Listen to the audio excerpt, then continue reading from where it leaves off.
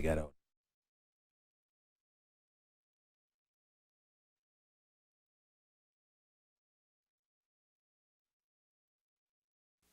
Inside New Orleans Sports with Eric Asher is underwritten by. At Villere's Florist, we deliver the magic of flowers 7 days a week to the North Shore and South Shore in the New Orleans area. Whether it's for birthday parties, baby celebrations, Villere's provides colorful floral displays for all. With a store full of fresh-cut flowers, exotic tropical flowers, orchids, roses, and even fruit baskets, our goal is to make your vision a reality. Villere's Florist, proudly serving Louisiana since 1969.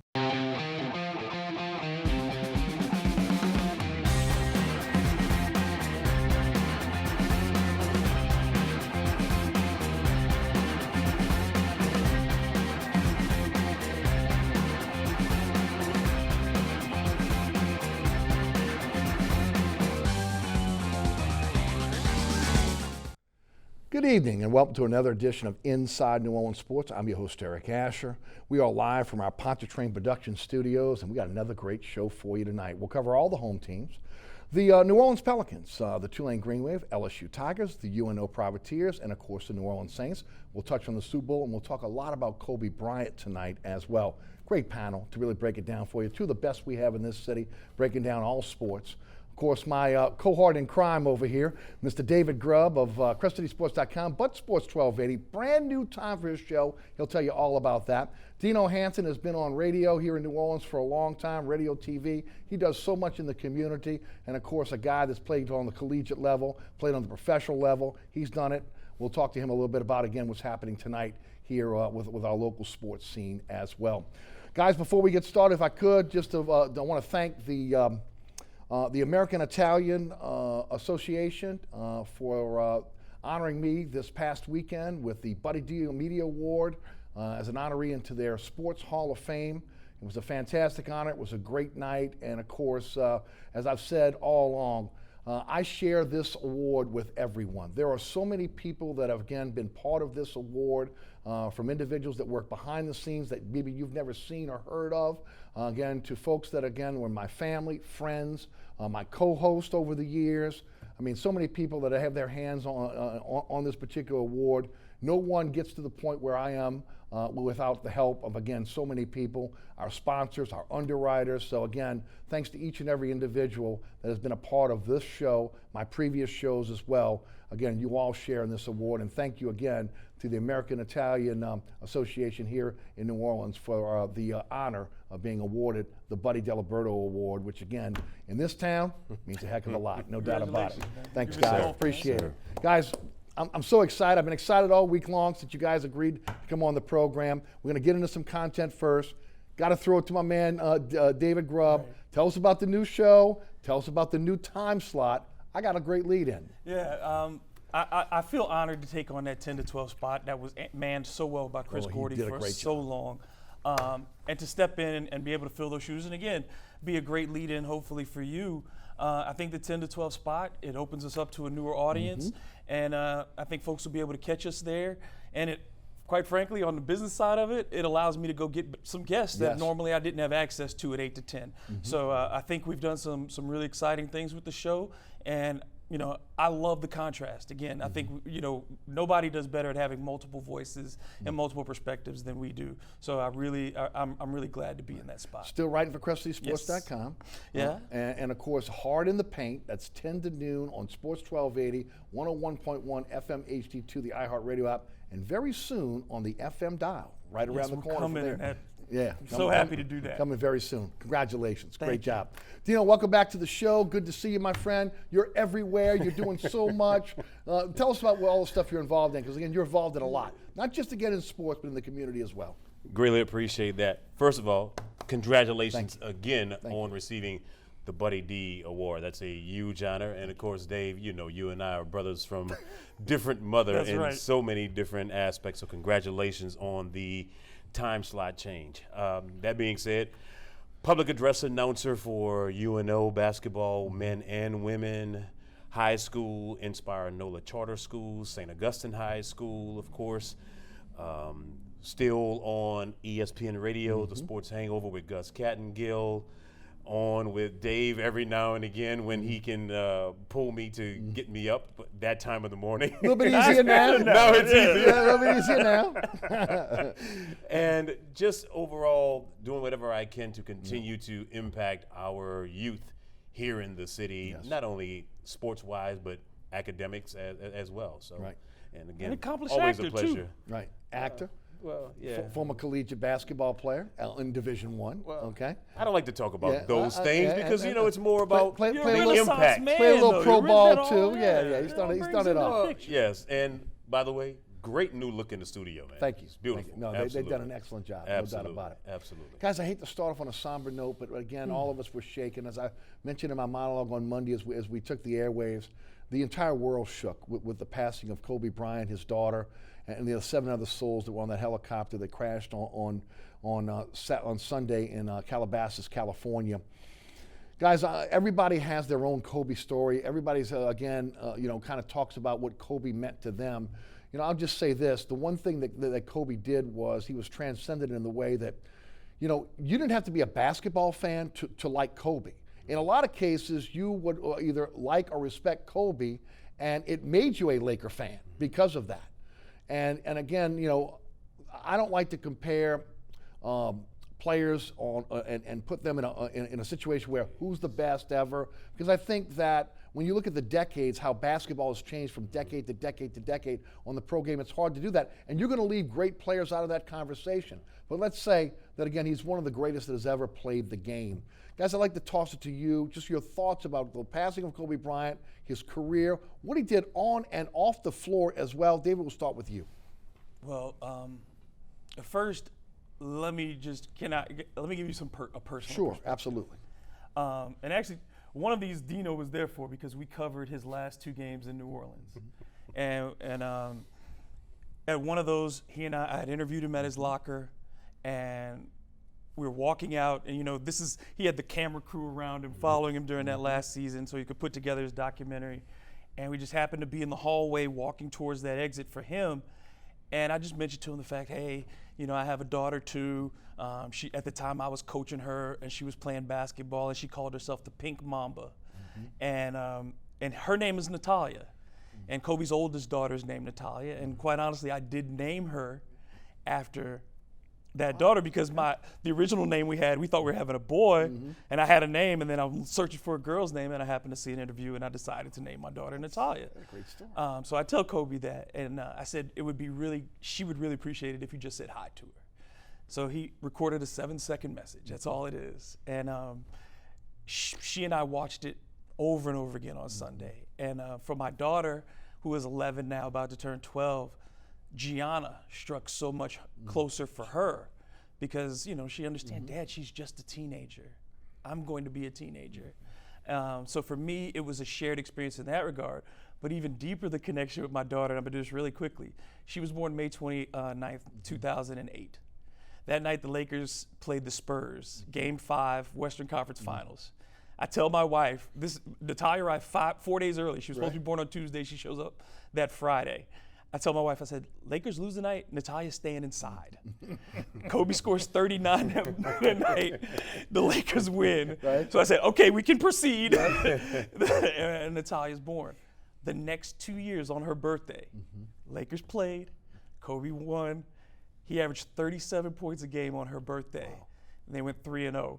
So again, these little simple connections, but they just resonate and make it so. But I think so I can wrap up. I'm gonna just say the thing for me about this is that we did grow up with Kobe.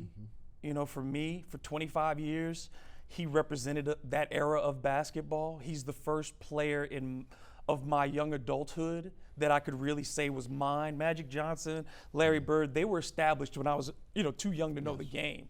But Kobe felt like mine. And then on top of that, I think when you have a player that incites such heavy passion, and he did that in the following of Michael Jordan, where there was that vacuum of who was going to be next. Yes.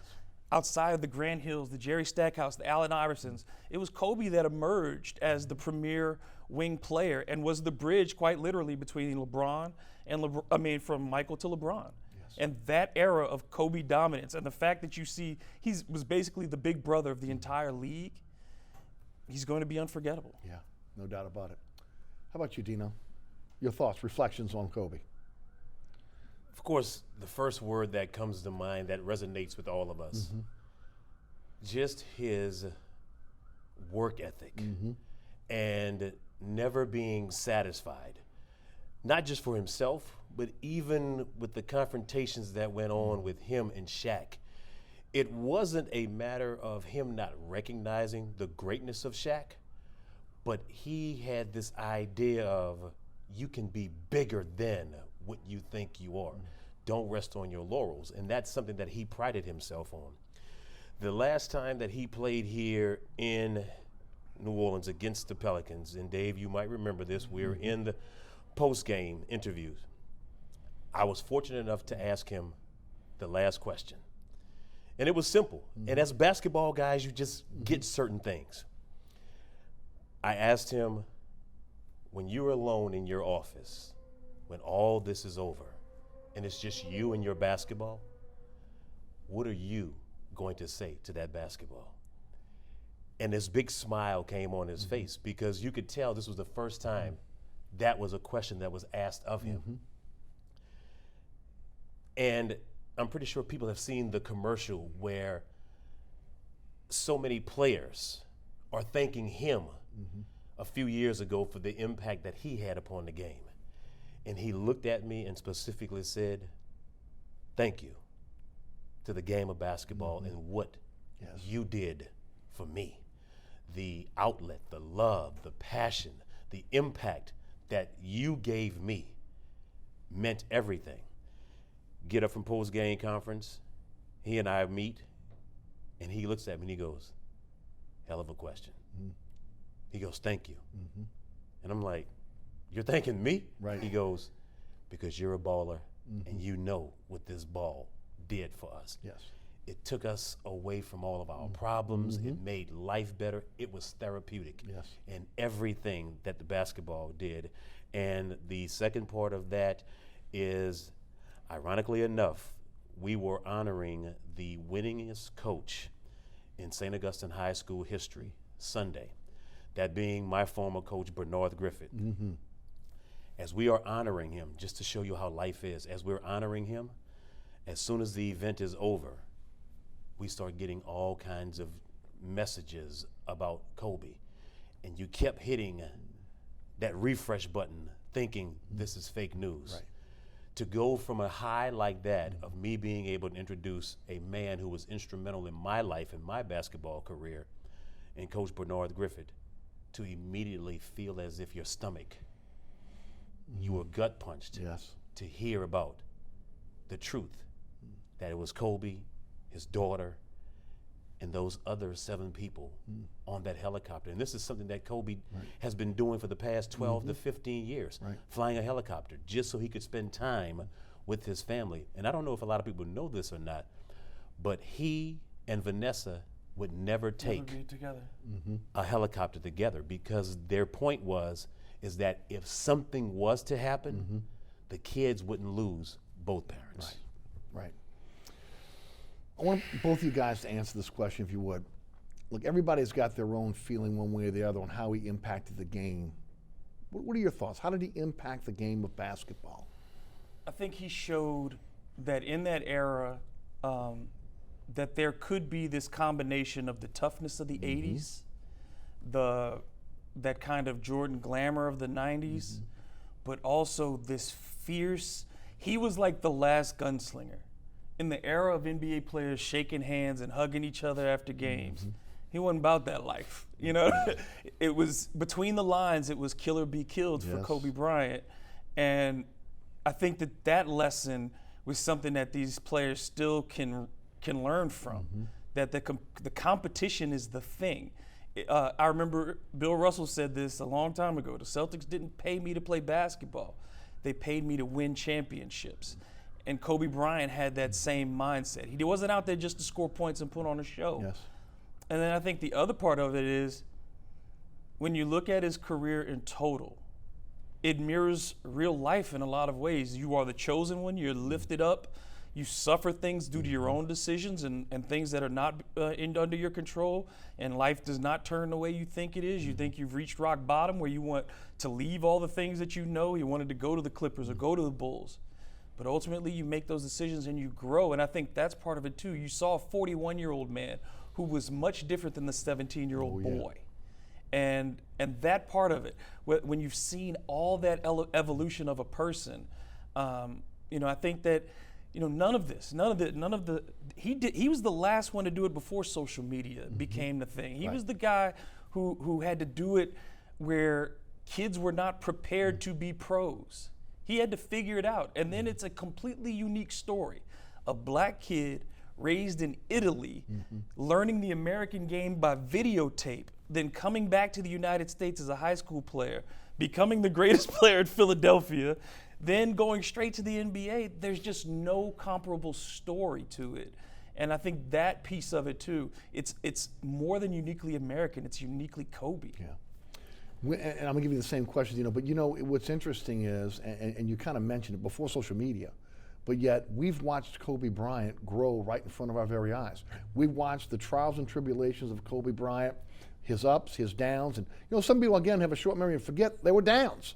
Okay, but we've always saw this, so I think that's also one of the reasons why when you look at his death and you see how it's affected not just the sports fan out there, but the everyday person, not just here in the United States, but around the world. Your thoughts on the impact of Kobe Bryant on basketball and outside of basketball? Kobe's life was a mirror image, I would like to think, of all of us. We've all had our trials and tribulations. We've all had to rebrand, reconfigure, how to get out of that hole, those times alone. Some of it due to our youth. We think we know everything. Some of it taking advantage of situations because of the image and who we are. How do we get back on track? Every person can relate to it, because let's not forget, when Kobe first came into the league those first 2 years, he didn't get off the bench except for a few minutes here or there. He wanted more playing time. In his mind, he was the typical 17, 18-year-old kid who thought he was better than everybody else. You have the vets that didn't like him because this young, brash kid who knows nothing, also from a life standpoint, was dealing with the fact that he was awkward in that he knew 4 different languages. His dad was a professional basketball player. He lived abroad. And now you're coming back and being ingratiated into an Americanized system that you haven't really been a part of. You all of a sudden start playing, then you start to question the guy who is the man on your team about his work ethic.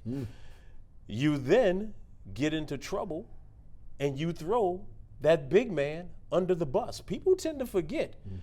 Everybody was distancing themselves from Kobe. And I'm not bringing it up in a negative fashion. It's part of his life. But I'm bringing it up in the fashion that everybody can relate to that. How do I get out of this jam?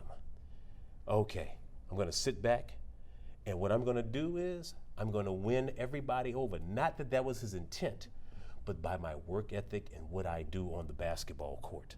I'm gonna let everyone else start to realize I'm just like you. You can't point the finger. Yes, I've made my mistakes at 19 and 20 years old. Think about all of us when we were 19 and 20 years old compared to what we are now as individuals and as a people.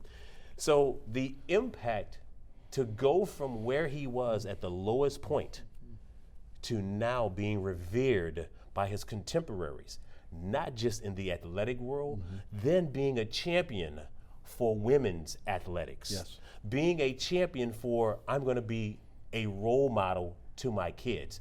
I'm flying a helicopter because I want to spend time with my kids. There are so many of us that make mistakes, but we don't do anything to correct them. I love the fact that he and his wife were there when he had to admit his transgressions. And he said, I'm going to become a better individual, not just a basketball player, but I'm going to be a better person, and I'm going to be an impactful person. It wasn't his intentions to leave a legacy. Think about it. He goes from the basketball court to then an Academy Award. Yeah, amazing. his life off the court was the exact same way it was on the court. What's my next move? How can I impact other people's lives? It goes beyond just America because he was also in Italy. He was universal in China. It was abroad. So his impact is being felt by everybody, and it just goes to show you what sports can do, not just for that being your favorite team, but a nation, but for a world. Yes. And hopefully we continue to carry that with us and become better from it. No doubt about it. Well said, both you guys. Let's shift gears to the hometown team, the New Orleans Pelicans. They're in 12th place right now in the West. They're 5 games in the loss column out of the 8th seed. They're 19-29. They're 13-7 over their last 20 games. This comes after losing 13 games in a row. Let's talk about where this team is right now, as we sit here today. Well, you have to like their position because of the schedule. They've got 34 games left. Of those 34, essentially they've got to win 22 to get to 500, which you think is probably going to secure you the the 8th spot in the West, because none of these teams are above 500 right now that are in front of the Pelicans for that spot. They play, I believe they have 9 games left against teams that are ahead of them, that 8 through 11 group. They're 4-2 against those teams already this season. They get Memphis at home on Friday to take another shot at them. They're already 1 up on Memphis. Then you look at the rest of their schedule. They've only got 11 games total against teams that have winning records the rest of the way. 11 games. That's less than a third of their games against winning teams. And of those teams, they've beaten most of them at least once. Except the only team that they have not beaten of that winning group is the Lakers. Really? So, they've got 2 more shots against them. So the Pelicans have the second easiest schedule in the West, rest of the way. The teams in front of them, 2 of them, Memphis and Dallas in particular, not Memphis, Dallas, Memphis and OKC in particular, have 2 of the top 3 toughest schedules. So they're in great position. You have a healthy Zion Williamson now, so your rotations have evened out. Yes. And we've seen that particularly in the last 2 games. That evening out of the rotations, Alvin Gentry seems to have settled on 8 guys that are his main group. That's what you needed. So if they can stay healthy, which is always the question in this town, they have every chance in the world to make that 8th spot. Here's the thing that I like about the month of February for the Pelicans. They only have 10 games in the month of February, allowing you that ability to stay healthy, to recover quickly, because then you go into March and you've got 16, which is the longest stint that they've had in the month. I like the fact that they are playing well together. The other night, Zion did something really quickly, which was impactful for the game. He catches it on the post and he immediately turns, reverse pivots, and faces up. But the best part was Brandon is cutting now, Lonzo is cutting. You're getting the movement. It's not allowing that double team to come at Zion. Lonzo, the chemistry overall, they're moving significantly better. Now, we all know the challenges for this team is going to always be defending and rebounding. We need to see Zion on the boards much more than what he has been, and I think it's going to come. He has shown his level to impact the game, even if he's not scoring. His athletic ability, the impact that he has when he's running the floor, he puts pressure on opposing basketball teams. And that's what you wanted to see. The fact that he is extremely fat, which is the funniest thing in the world to me when I hear that. And I go, there are many of those, and I like to use the word fat, but there are many of those guys who are overweight that would love to be a fat Zion Williamson, who is just chiseled. And his body fat, they announced this the other day, 10.5%. 10%. Nas Reed, who came out of LSU, and if you look at their physiques, you would think Nas Reed is in better shape than Zion Williamson. Nas Reed checked in at 18%. He has a higher, 18%. Zion's not fat. He's a from 19-year-old growing up. His body will continue to change. He's got a big butt. I'll tell you what this is. He's not the first. Wes Unseld, Charles Barkley. Come on, right down the line. Which is an attribute. Because people aren't accustomed to seeing someone like a Zion. Think about when Shaq first came out. oh, he's not going to be able to make it because he's overweight. When you are a transcendent player, such as Zion Williamson is, we always want to quantify because it's not like anything you've ever seen before. But yet, for a guy to be that big, that strong, but yet that quick to get off of his feet, it's going to be an enigma for everybody. Yeah. The team right now, since Zion has been back, 2-2. In their last 10 games, they're 6-4. So they're moving in the right direction and at the appropriate time where you're still in a position where you can catch up to that 7th and 8th seeded team. But it's going to come down to a significant impact on that defense, playing those passing lanes, rebounding, and then playing downhill to get easy buckets. You know, Dave, the spacing is much better over the last few games. They had a lot of issues. You saw Brandon Ingram got off to a little bit of a slow start with Zion in the game. So did Drew Holiday. We saw Drew a couple games back kind of get into his groove. What he had the other night against Cleveland was just phenomenal in terms of his stat line.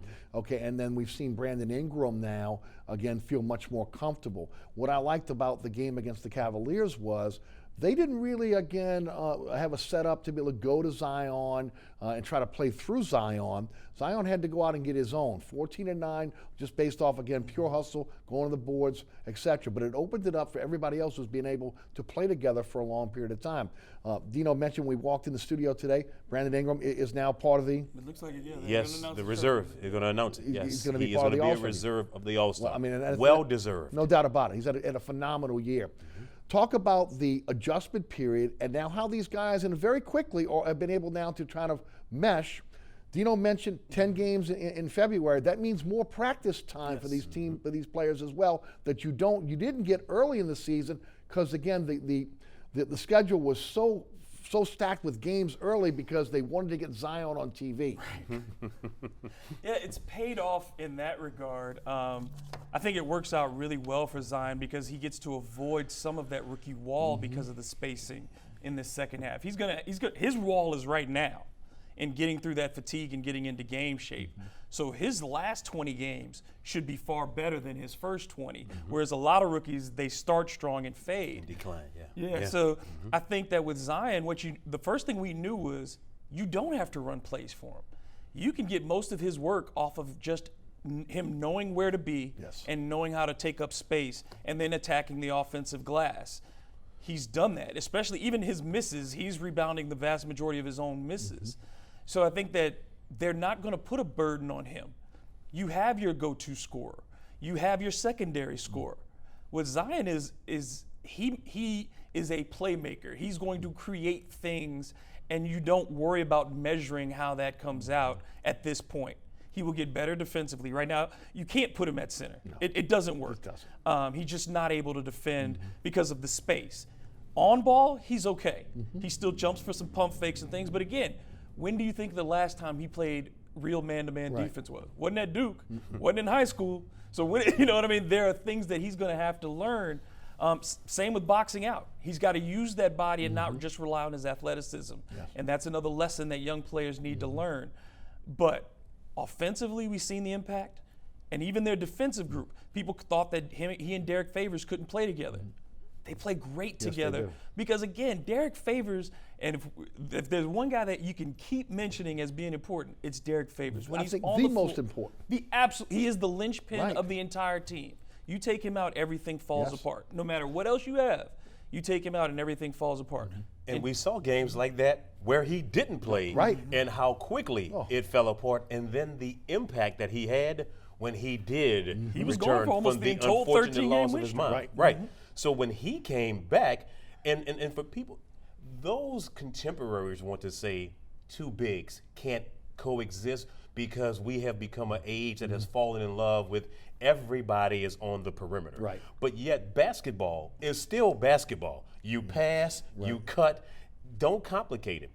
The other impact that Zion most certainly is having on this basketball team is that JJ, Nikhil, Jackson, guys are starting to figure out how to play off of him more than anything else. Yes, that spacing is essential, Eric and Dave, and you guys know that from an offensive standpoint. But now you can see that extra aspect as players are starting to fade because they've been through the grind. Zion isn't fading because he hasn't had to play that first part of the season. The other thing I was really happy about more than anything else after having that meniscus surgery is Game 2 and Game 3. Because Game 1, you're going to come out and play extremely fresh. Once he got over that timid stage of, okay, I want to make the guys feel comfortable. The guys want to make me feel comfortable. Do I trust my leg? We're not doing anything. That second half, he came out in Game 1. But it's the swelling up after Game 1, after Game 2, going to those back-to-backs. And the fact that Aaron Nelson and the team has also invested in these new chairs to help them with their recovery time is essential for a basketball player. Your hips, your legs are crucial. When your jump shot is not falling, it's because of your legs. Zion now is able to recover from that. So he's being taken care of properly, if you will, allowing him to now, as the season progresses, to play those back-to-back games. No doubt. We'll take a quick break. We'll hear from our underwriters. We'll come back and continue the conversation about the Pelicans. Then we'll flow into LSU, Tulane, and UNO. We'll take a peek at what's going on with those basketball teams. Then we'll get to the Saints. We'll touch on the Saints quickly. And then we'll get their picks on who's going to win the Super Bowl on Sunday. I know, nobody in New Orleans cares about the Super Bowl, but we'll ask the question anyway. I'm your host, Eric Asher. Tonight, David Grubb of Sports 1280. Sports analyst Dino Hansen is our guest. We'll be right back. Burkhart's Air Conditioning, Heating, and Refrigeration has been family-owned and operated since 1989. Burkhart has energy-efficient solutions and offers brands such as Mitsubishi ductless AC units and Amana, the only manufacturer with a lifetime unit replacement warranty. Burkhart's offers maintenance bundle packages that include servicing your AC, generator, and tankless water heater. For more information on the services Burkhart's provides, visit acpromise.com. Burkhart's Air Conditioning, Heating, and Refrigeration, providing comfort for life. Located at 3701 Iberville Street in Mid-City is Katie's Restaurant and Bar. Open 7 days a week, Katie's offers daily specials for lunch, dinner, and Sunday brunch. Serving New Orleans cuisine such as fried shrimp platters, grilled redfish, and a fully stocked bar. And don't forget about our expanded event seating and local entertainment. Featured on the Best of Food Network's diners, drive-ins, and dives, Katie's Restaurant and Bar. Welcome back to Inside New Orleans Sports. I'm your host, Eric Asher. Tonight, Dino Hansen, sports analyst. David Grubb of Sports 1280, CrestCitySports.com are our guests. Guys, let's go back to the Pelicans for a few more minutes. Those guys look like they're starting to mesh a little bit. Melly looks like he's starting to play well with Zion on the floor. We all believe that Lonzo Ball is just going to excel with Zion on the floor. We're also, again, as you mentioned, they're getting down to their bench. You got some young players that'll be coming in off the bench. Talk about Alvin Gentry. Again, a few weeks ago, 13-game losing streak. I was one of them. Again, and rightly so. Looked like he didn't have control of this team. A miraculous turnaround in terms of what he's been able to do in terms of turning this thing around. It helps having Derek Favors on the floor. There's no doubt about that. Talk about Gentry and again how he's going to take this team over the last half of this season. Well, now he's being judged in full. We were able to give a reason for a number of years because there was constant turnover, whether due to injuries, whether due to trades. He never really had his starting lineup. Now he's got it. So everybody, from David Griffin to the fans, everybody's going to be paying. There's no more excuse. It's what does this look like? You have the easiest schedule, like I said, easiest schedule possible that you could have. You're in position. Your team you've got all the guys you thought you were going to have. So let's see it happen. I give Alvin tons of credit for holding the locker room together. Those young players could have folded, as we've seen in places like Atlanta or New York. They did not do that, and they've gotten so much national backlash when they lose. So I give him credit for that. I give him credit for adjusting the defense and making it a little bit simpler for those younger players. And then I give him credit. I think people lost in translation, when they talk about pace, they only think it means up and down the court. When he's talking about pace, he's also talking about moving the ball side to side. And they did not do that for large chunks of the first 40 games of the season. The ball stopped. Now, with Lonzo feeling confident, with Zion who is not going to hold on to the ball, when you have an Ingram who is learning now not to stop it when he's ready to set himself up to score, the ball's movement is much better, and you can get those people out of position. That's why Derek Favors is getting these dunks and shooting 70% every night. That's why Zion is able to cut to the basket and get these shots. That's why Lonzo looks so much better. That passing becomes infectious. And I think now that guys are settling into their roles, JJ knows he's the first guy off the bench. Drew knows his job as a scorer. Lonzo runs the offense. Brandon is the leading scorer. Zion is the multi-purpose guy. And Favors is the defensive player. They know their roles. They should grow into them. But yeah, these are the games that you're going to judge Alvin on. At the end of the season, if we don't see a real run here, if we don't see, even if they miss the playoffs, if we don't see them right there, if they don't win the games they're supposed to win, then I think you've got me enough to make a judgment. Yeah. Well, another thing I would add is, again, finally seeing guys in the paint. Yes. Okay, which again, it seemed like they were allergic to the paint for the longest time. Your thoughts on Gentry, what he's done, how he's held it together, because again, a lot of people fell off the bandwagon with a 13-game losing streak. And I was one of those people Right there. as well. And I will freely take admit it. ownership of it Right. all. No question about it. Did a fantastic job keeping the younger guys poised and together. Because when you're going through a losing streak of that magnitude, it is very easy for there to be a lot of dissension. It becomes, well, let me get me so that way I can get my next contract. It becomes everything else but basketball. Additionally, the fact that he owned some of the issues and he showed a level of frustration as well with some of the late game decisions. The fact that I've had for years people telling me I need to write a book called Pass the Damn Ball.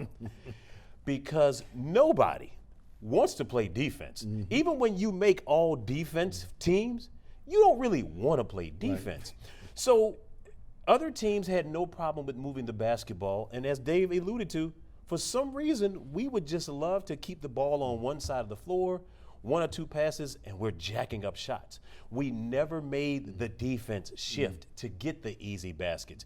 As you mentioned, it was as if we were allergic to getting through the paint. Yeah. Even when it was a simple pass, if I passed it to you, I'm just looking at you, as opposed to let me cut to make my defender move. He has done a significantly better job of getting them to understand ball movement and player movement is essential. They're actually communicating better now, and they're instructing each other. When somebody is not where they're supposed to be, you're seeing a JJ telling him, go, move. Right. That impacts the entire mental aspect of a basketball team, because then you realize, you know what? This game is much easier than what we've been making it here these past few weeks and the way the season began. So he's gotten them to buy into it.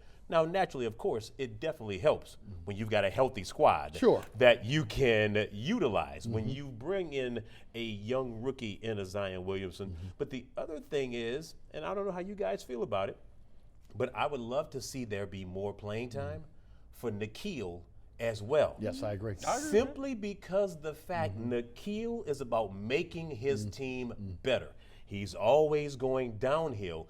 The other thing that you admire about Nickeil is the fact that if he does take a bad shot, which is okay, he will get back and defend. Right. Yes. He's making it a point to get the ball to a Jackson Hayes, to make it easy for Zion Williamson. He's a playmaker. Yes. So the fact that he is able to come in and Alvin is playing him more is going to pay huge dividends as the season continues to progress. Guys, let's shift gears to the college game. LSU 16-4, 7-0 in the SEC. First place in the SEC, came out 22nd in the AP poll this week. How good is this basketball team? I don't think we still know, and I think Will Wade is really honest about that. They can only go 7 deep. And even those 6 and 7 are very suspect. This is still a very young team. It's a team that does not shoot the ball particularly well.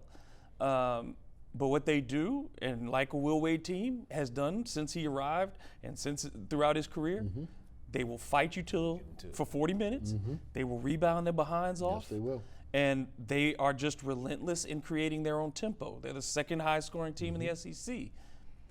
But Will Wade had a good rant last night, and he talked about it. LSU's got to beat the computers, and the SEC is a very low-ranked conference.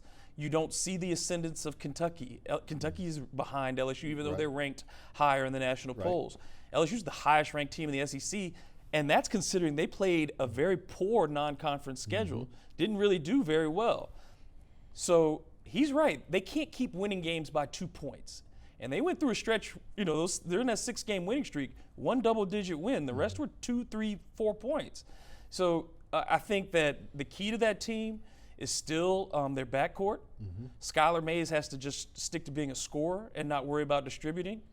Trendon Watford is growing up and getting better and better with each game. He still needs some work, but that's a freshman in college. But overall, I think if LSU, look, there's no real challenge. They play 2 ranked teams the rest of the way. They should finish no worse than 14-2 in the SEC. But they've got to get more consistent, and they got to shoot the ball a little bit better. At least they didn't shoot a ton of threes against Alabama. They only made 3, but they only took 16. And they got to cut down on turnovers. That's been Will Wade's biggest issue. They kept that to 13 last night. Only 10 assists, but only 13 turnovers, and they had been well over 20 for most of the last month. Critique the Tigers for us. There are a couple of things that stand out to me right away about Will Wade's basketball team. As David mentioned, they're going to play their tails off, hands down. He expects that. As a former player, I like the fact that the other night he went off. He was upset at his team allowing leads to just be cut into, because that's not how you win later on during the season, and that's not how you take your team to the next level come March. You have to be more focused. Secondly, between Emmett, Darius, and Trendon, 21 total rebounds per game. That's significant. That means you are dominating that painted area in those boards, getting you those extra shots, those second chance shots. And again, the fact that Will is holding them accountable is essential for this basketball team. You are no longer, when I was at Oregon, we understood that when you get to the midway point of the season, you're no longer a freshman. Okay, that's out of the window. You're expected to do certain things now. Skylar most certainly has to understand it is your role to score. That's your job, hands down. Let the bigs do their dirty work. And I love that aspect that, and despite me being a guard, I have always loved my bigs. We've talked about this forever. I love bigs not just because of the fact that they were my bruisers and created good shots for me as a guard, but they were the ones that were doing all that dirty work that's necessary for you to win games. So Will has them on the right track. The fact that he has called them out individually and as a team, now you're going to see what comes from that now. Guys, let's shift gears to Tulane. 10-10, 2-6 in the American Conference. They're in last place. I'm sure hoping that Ron Hunter will have to walk on Lake Pontchartrain when it's all said and done. But they started off strong. They've had problems shooting the basketball recently. They've had problems rebounding. They've had some injuries. What's the issue? They're not deep. Again, another team that's not deep. Another team that lacks height. And like you said, the shooting has fallen completely off a cliff. They haven't scored 60 points during this 4-game losing streak in any game. They haven't shot above 40% in any game in these last 4. They defend the ball pretty well. They still do a solid job defensively. They can't score. Kevin Zhang has not improved enough. I mean, he's still hitting only like 1 shot a night, and he's missing open looks. It hurt, of course, to not have KJ Lawson available due to migraines. But they can't get easy points, and that's their biggest problem. Tulane just can't find a way to get layups, to get shots in transition. And until they're able to do that, they're going to struggle. The one thing that we are taking away from this is that Ron Hunter cares, and he wants this team to be good. He's going to turn it around. And he's putting in the work. And again, like Will Wade, he's very honest about his team's shortcomings. He's not going to lie to you. So I appreciate that. I think he knows exactly what he has. He will continue to work with that team. But hey, they're 2-6 in conference. You're tied for last. It is what it is, and you've lost the teams like last night. You should not lose to South Florida. That's a team that had lost 7 in a row. You can't lose those games, and so I think Tulane is going to have a tough time. Look, the NCAA tournament's gone. unless they win the conference tournament, and we don't believe that that's likely. But if they can make a CTI, if they can make an NIT, that's a victory for Tulane. Yeah. And I think that that's still within reach if they can just finish above 500. Right. It's a stepping stone. I would agree with you. Your thoughts on the Greenies?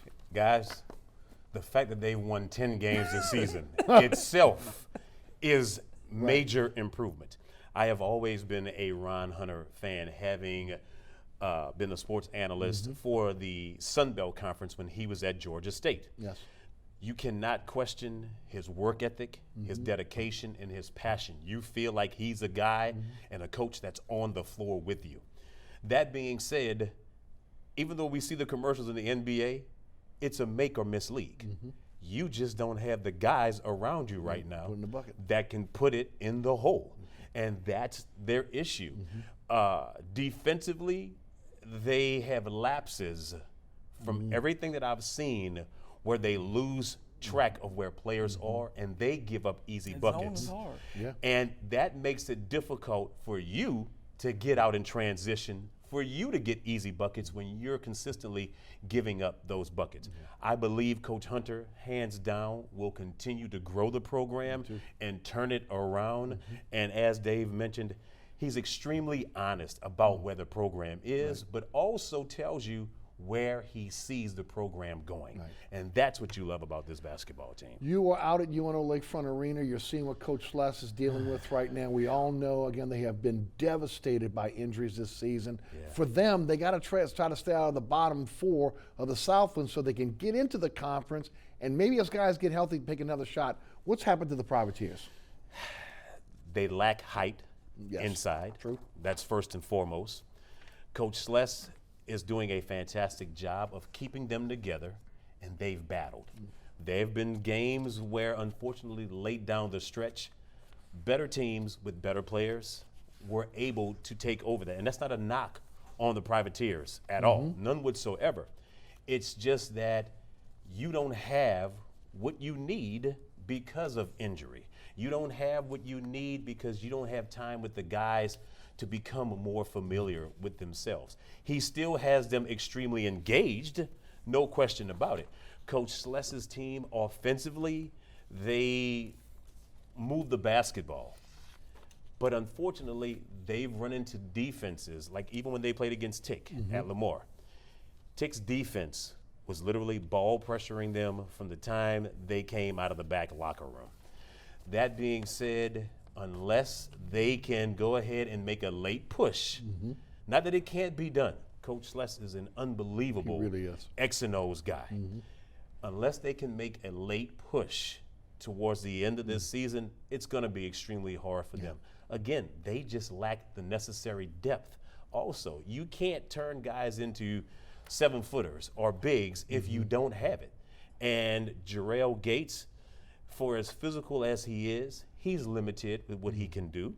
Them losing Damian has definitely impacted them significantly. He was that glue guy on both ends of the court. Jalen Key has been significant for them. So they have the pieces. They just haven't had the time to put it all together. But they're going to battle you, hands down. No doubt. Your thoughts on UNO? You know, continuity is the thing in any sport. Yes, no doubt. And that's what UNO has not had this year, is that continuity.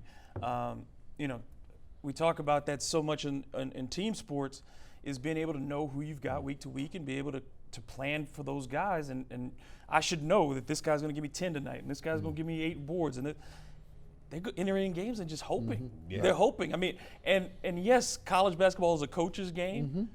You can't take them all the way. Right. You know, if you can't coach what you don't have, like I said, it's just there's not enough in the cupboard right now. Yeah. And the expectations were there for this team. Of course, they know that they've underachieved, but like I said, the circumstances have not worked in their favor. But overall, you still have to feel like UNO's in good hands. And college basketball in general right now, there are no dominant forces in the college basketball landscape. And that's going to change Where's even North, more. Yeah, where's North Carolina Right, at? You know, where we've seen number one teams lose to nobodies all season long. Every time you became a number one, you're losing. So the talent level now across the country in college, finding players who can be there your 3-4 years now is so much more important than it was than just grabbing that, because there won't be one and done in 2 years. Right, that's the point. Yeah. In 2 years, it'll be a completely different game. Correct. There's no doubt about that. Guys, let's shift gears. We'll get to the phones in a moment. Let's shift gears to LSU football. Bo Pelini named the defensive coordinator of the Tigers. Your thoughts? I was surprised. Okay. I didn't think that they would go back to the future on getting Bo Pelini. He's a guy who's been out of FBS football for a number of years while he's been at Youngstown State. Right. Even prior to that, yes, he had a great record at Nebraska. I don't think he warranted being fired. Nebraska has unreasonably high expectations, but his defenses weren't great at Nebraska. His defenses weren't great at Youngstown State. He's going to have to refamiliarize himself with an SEC that is very different than it was in 2007. And will be even more different than from last year to this year, Yeah. with the addition of new coaches. With all the new coaches that they've had to So the SEC. it's a lot Absolutely, to Eric. learn. And then the other part of it is, look, Bo Pelini's been a head coach. You come back, and I think that there's a part of him that still wants to prove that he can be a successful head coach. So how long is he really invested in LSU? Ed Orgeron and he don't have a personal relationship.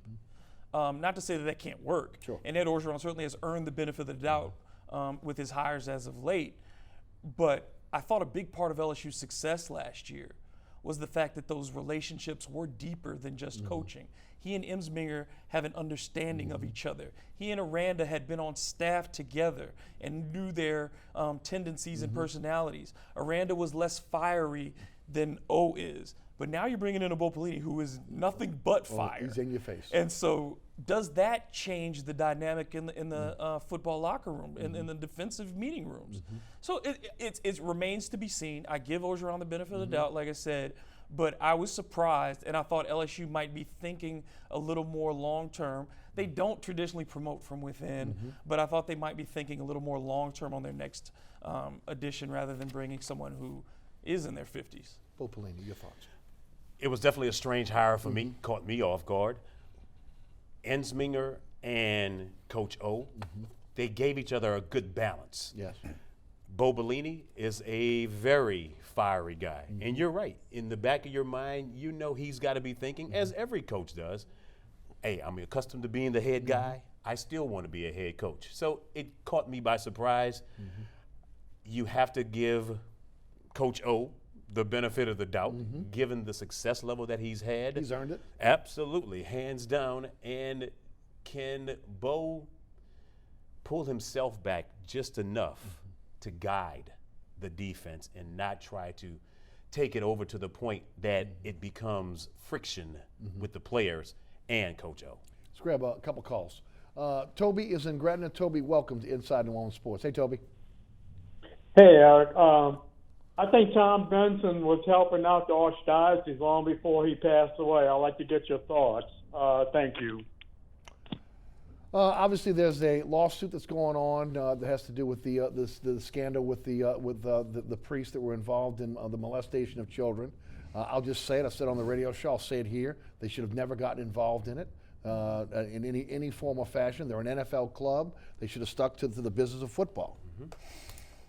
Yeah, we know this relationship goes back a number Absolutely. of years. And there's nothing wrong with the relationship no, between and the Bensons and the Catholic Church here in New Orleans. Personally. Right. You know, Gail Benson can do what she wants with her money.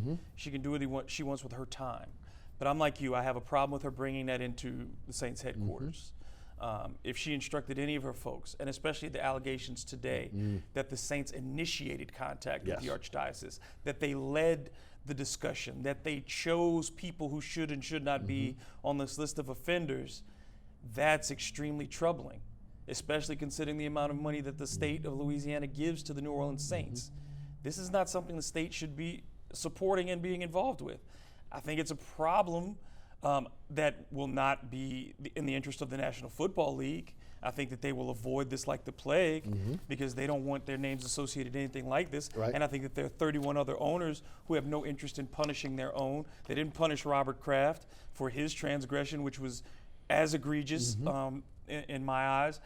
So I don't think it becomes that kind of thing. You can't punish the football side for something that the business side did in this regard. So I don't really know what the remedy is here, if all these things are true, other than for the state to take some sort of action against the Saints punitively, which again, I doubt that there's the political will to do so. You know, I find it funny that the legislators were so quick to jump on finding ways to punish players for kneeling in games. But for something like this, I haven't seen a legislator speak up. I haven't heard a state leader speak up and say, at the very least, that they're disappointed in this, and morally, all the Catholics in this state, no matter whether you're Catholic or Protestant, an atheist, whatever, this is unacceptable. Yeah. Extremely bad look. Again, what you support personally should not be a part of the franchise itself. And that's not just in the NFL. That's in sports as a whole. Yeah. Absolutely. I don't expect the state to speak up They won't. on any aspect simply because of the relationship between the state and the New Orleans Saints. We all know exactly what that entails. I don't see there being any ramifications, and there's really nothing else to say beyond that. Yep, there you go. Quite honestly. Jeffrey is on the West Bank. Jeffrey, welcome. Okay, Jeffrey is gone. Guys, we got about 2 minutes left. Give you each about a little bit under a minute. Kansas City Chiefs or the San Francisco 49ers in the Super Bowl? I'm leaning 49ers right now, only because I think that they're the more complete team, top to bottom. The one thing I worry about, obviously, is Pat Mahomes is so much better in my eyes than Jimmy Garoppolo. But if the 49ers can control the line of scrimmage, we've seen how devastating that running game is. They can eat up the clock and keep Pat Mahomes off the field. I think they can win it. But no matter what, I see this as a very close game. Yeah. San Francisco has to have ball control in place. Keep Mahomes off the field as much as possible. With the specialty players that the Chiefs had, if you do put pressure on him, it's not as if Mahomes can't get rid of that basketball. Yes. That football, whether it be to Kelsey, whether it be to Tyreek Hill. They have the playmakers to get it out, and not to mention him being able to create in that backfield as well. Garoppolo, I don't think, gets enough credit because he hasn't had to dominate the game. Put it in your playmakers' hand, let them play. But surprisingly enough, I am leaning towards San Francisco because if you do have to get the ball down the field, Garoppolo has shown you he can get the ball down the field as well. Yeah. I am leaning. I think San Francisco will win the game simply because, again, they're a better defense. And I think that what Kansas City does well that San Francisco can defend. They love to play on the edge, Kansas City. The best thing about San Francisco's defense is the speed from sidelines to sidelines. Again, we saw it in the Saints game. It's very difficult to get outside on San Francisco, which means they're going to have to do something different than they've done all season long. And it's hard to, again, change who you are or what you've done when you get into a Super Bowl. You've had time to prepare. It'll be interesting to see what happens. I don't think anybody wants to go against Andy Reid here, but I also think the San Francisco 49ers will win the game. I want to thank again Dino Hansen for joining us. Also, again, David Grubb. Make sure you catch David again 10 to noon on Sports 1280 right before yours truly. Thanks so much for tuning in. Remember, there's a rebroadcast of this program each and every Friday night right here on WLAE-TV at 10 p.m. Also statewide, that's Pelican Sports Television every Friday night at 9 o'clock. You can catch me on the radio, Sports 1280, 101.1 FM HD2, and the iHeart Radio app. That is weekdays noon to 2. You can listen live, download the podcast at ericasher.com. All the previous episodes of this program can also be seen at ericasher.com as well. Again, special thanks to our guests tonight, David Grubb and Dino Hansen. Also to our fantastic underwriters who support this program, and to the WLE production staff, Ron Yeager, Jim Dotson, Naila Jones, Alex Chacon, and my director, William Hill. Thanks so much for tuning in. We'll see you next week for another edition of Inside New Orleans Sports.